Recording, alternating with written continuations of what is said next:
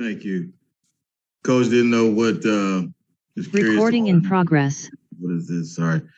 Curious on Jay, DeAndre, and JaVale and what they were able to do today as far as practice. I'm glad you were curious. There's a wrong way to start a question, Coach, but I guess the best way to start it is how much did we didn't do a ton today, but those guys got a ton of cardio in, a lot of shooting, and we'll see how they respond to today. They've gotten a lot of work in before and after practice. So we're just going to see how they respond to that, and we'll have an update before the game tomorrow. Okay. And has Landry been able to rejoin you guys or no? No. Okay. And I have one other thing, Coach. I was asking Jalen after the game about what he needs to improve upon. He was saying, in all facets of the game, but to play the four, as you talked about, what areas would he need to get better at to have that, realistic or a great shot at playing that moving forward when everybody gets back? I mean, if I was going to just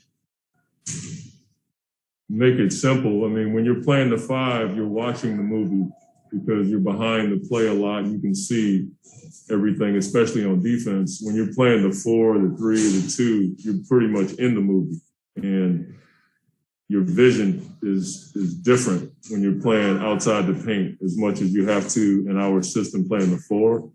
And that's where you have to adapt to defensively switching, rotations on the backside, guarding the ball, that kind of thing, switching on the smaller players more frequently. And then offensively, the ability to knock down shots, but also attack the basket and be versatile. So we feel like it's something that he can do. Obviously, his minutes may be affected for sure by a lot of guys coming back, but we also feel like he's earned the right to play more. And the one way that he can is playing some four in our system. Thanks, Coach. Mm-hmm. All right, next up we have Gerald Bourguet with PHNX, followed by Christo Saltis. Hey, Coach. I just wanted to ask you about Campaign. His shooting numbers are obviously a little bit down this year, but he's one of those energy guys that when he gets going, it just seems like it's infectious. So for him, what's the balance between, playing within the offense, but still doing what makes him impactful when he's out there? I think I can help him more by just letting him be who he is. Cam's not the kind of guy that's just going to go out there and jack up shots because he's trying to put up numbers. He's going out there shooting what he feels like are shots he can make because he wants to help the team. I think at times he can try to facilitate and be like Chris when they're two different types of guards. And so I don't want him thinking about that as much as I want him being aggressive and changing the game. And sometimes that means he has to change it with his scoring.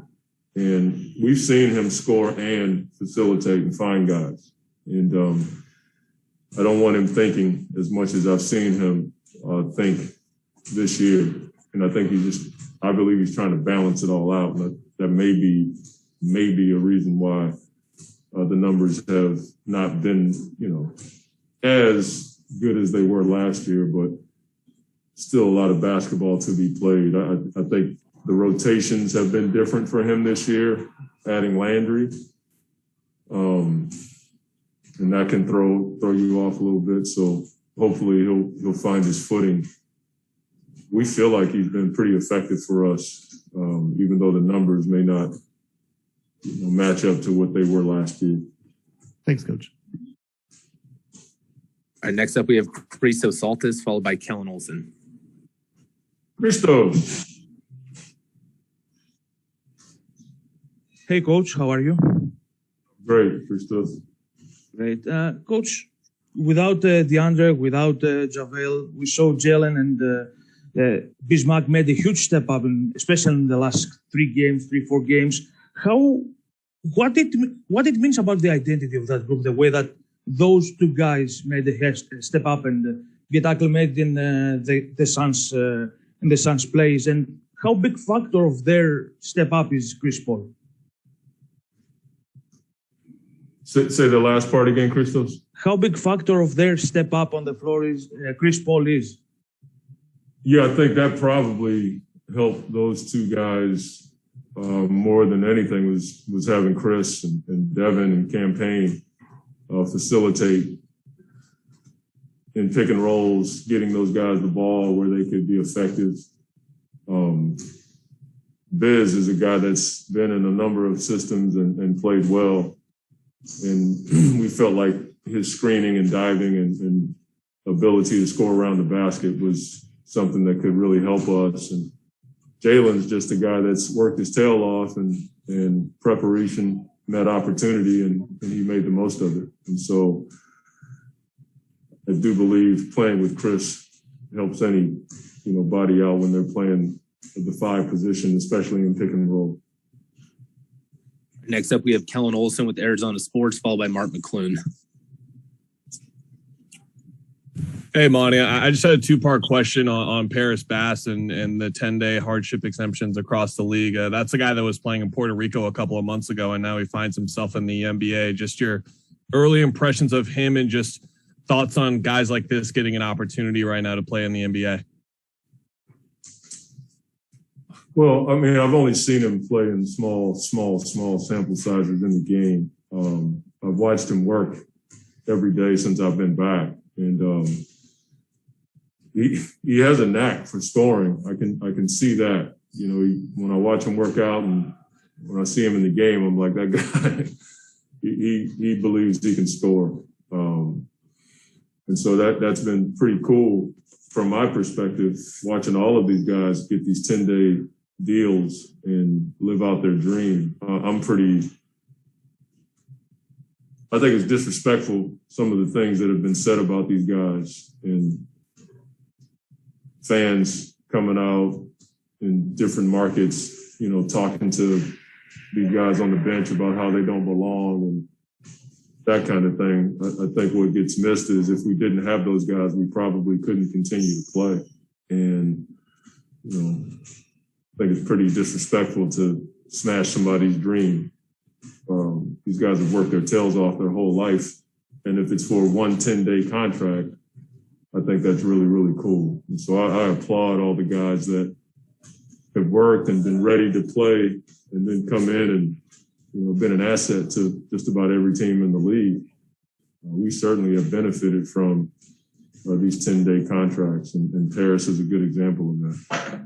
Yeah, to your point, that's something that Chris has talked about the last couple of days. Do you kind of put them together with the people you think about from the bubble that helped put that together in terms of how you'll remember these kind of years during the pandemic?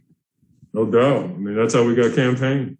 When you think about it, Cam was a guy that we signed. We weren't quite sure how it was going to work out. He came in and changed our team, made the most of his opportunity, and he's been with us ever since and has signed a lucrative contract.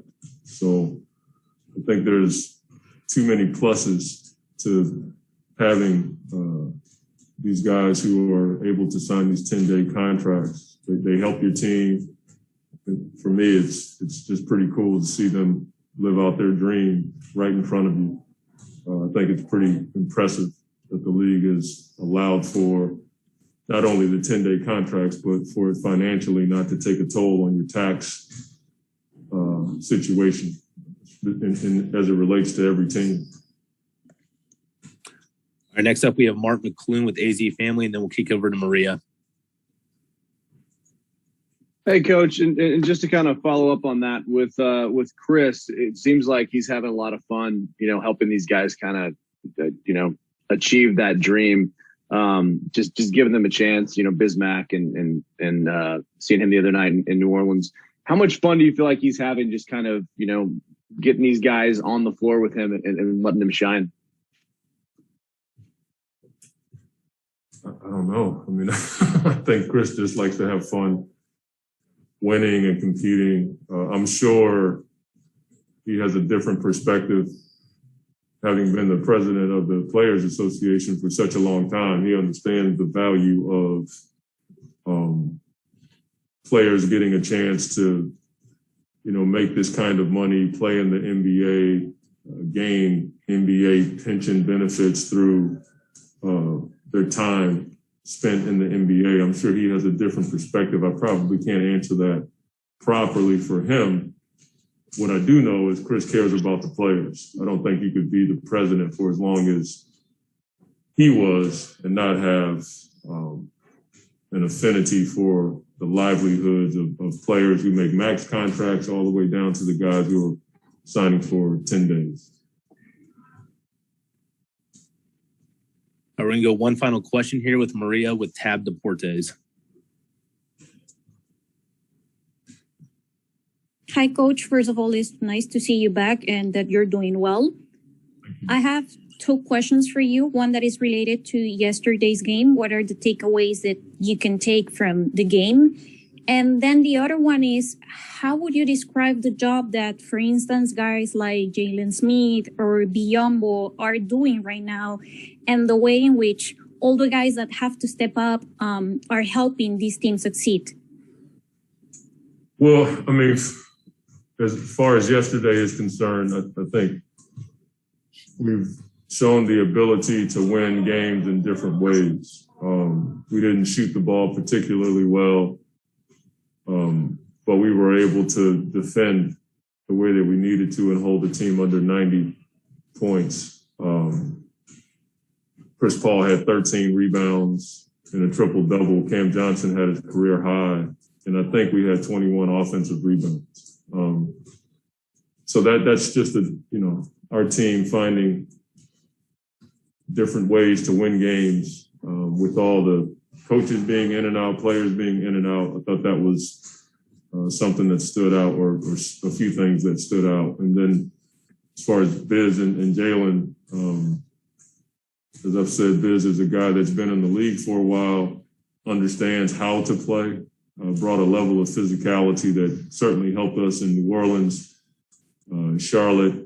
Last night he was in a tough spot with all the smaller guys playing.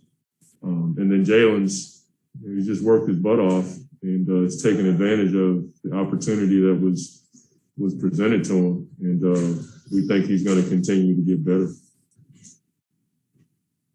All right. Thanks for the time, Coach. Thank you.